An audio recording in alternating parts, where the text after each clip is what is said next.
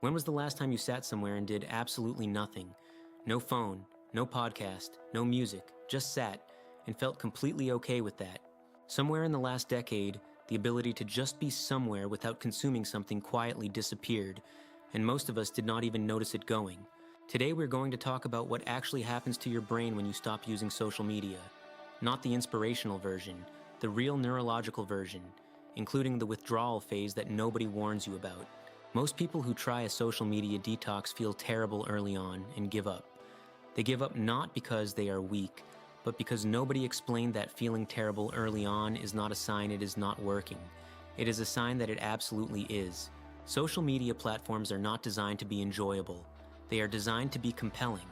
When something is enjoyable, you feel satisfied after engaging with it. When something is designed to be compelling, it keeps you engaged without ever fully satisfying you.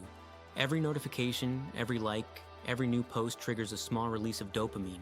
Dopamine fires not when you get something good, but when you expect that you might be about to get something good, the variable reward, the slot machine mechanic. Over time, with repeated exposure to rapid high-frequency dopamine triggering, your dopamine receptors start to downregulate. Your brain dials down its sensitivity. Activities that used to feel rewarding now feel flat, dull, not worth the effort. Your brain has been living in a dopamine fireworks show, and now a regular sunset feels boring. This is the baseline state most regular social media users are living in, and most of them have no idea. Day one is usually not that bad. There is novelty in the decision itself. You feel a little virtuous. You are aware of the impulse to check your phone, but you can manage it. Day 2 and 3 are where it gets real. What is happening is genuine dopamine withdrawal. Your brain was receiving regular dopamine hits from a reliable external source. You have removed that source, and your already downregulated dopamine system is now running on less than it had adapted to expect. The result can include genuine irritability, difficulty concentrating, a pervasive sense of restlessness, anxiety without a clear cause, and a persistent feeling that you are missing something important even when you objectively are not. This is real. This is biology. And this is the phase where people usually say this is not worth it and go back. But if you understand what is actually happening, you can make a different choice. By day 4 and 5, something starts to shift. The restlessness is still there, but it is less sharp, and something interesting starts to happen in the gaps. You start to notice things you stopped noticing. A thought that is not interrupted by a notification has space to develop. Your mind starts to do something it had largely stopped doing. It starts to wander, and wandering is not wasted time. The default mode network handles memory consolidation, creative problem solving, emotional processing, and figuring out who you are and what you want. When you are constantly feeding your brain external content, you are suppressing this system. Around day 4 or 5, with less noise, it starts getting back to work.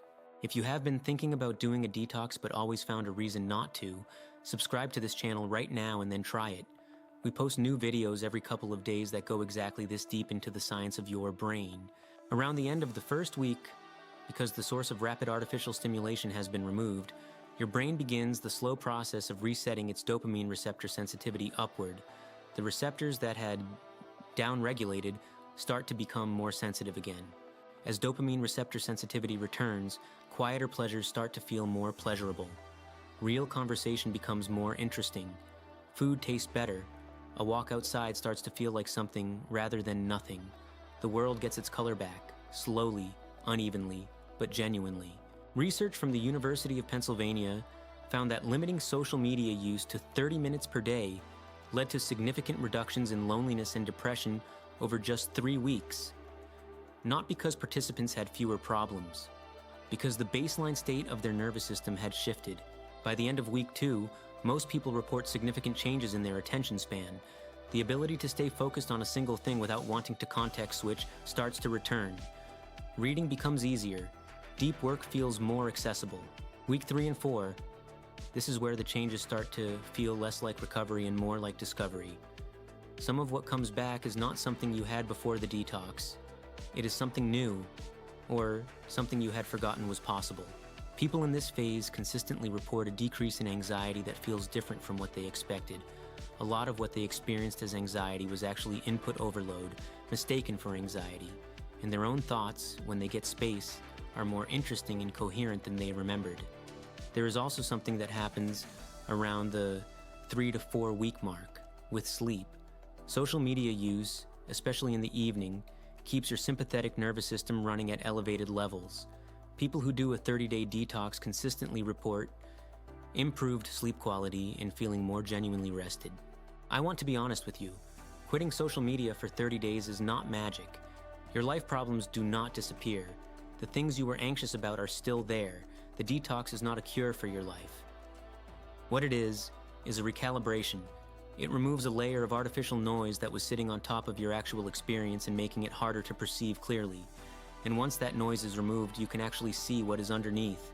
Some people come out of a 30-day detox and go back to social media with completely different habits. More intentional, more time-limited. Others realize they genuinely do not want to go back. Both are valid outcomes. The point is that you get to choose consciously. The first 3 days are the hardest. Know that going in. When you feel the pull to check your phone, name what you're feeling. Bored, anxious, restless, lonely. Name it instead of immediately reaching for the anesthetic. In the first week, replace some of the time you would have spent scrolling with something that gives your default mode network space to work. A walk without headphones, sitting with coffee without a screen, a few minutes of doing nothing in particular. It will feel uncomfortable. Do it anyway. In week 2, notice what starts to feel more interesting or more pleasurable. Write it down. You are documenting the return of your reward system's natural sensitivity. In week 3 and 4, pay attention to your sleep, your anxiety levels, your ability to focus, and your quality of presence in real-world interactions. The data your own nervous system collects during this period is more honest than any self-report survey. Your brain is not broken by social media. It is adapted to social media, and adapted means it can adapt again. The question is whether you are going to let the algorithm decide what your brain adapts to next, or whether you are going to make that call yourself. If this video gave you something to think about, subscribe to this channel right now. We are releasing new videos every couple of days, and every single one goes this deep into the neuroscience and psychology of your actual daily life.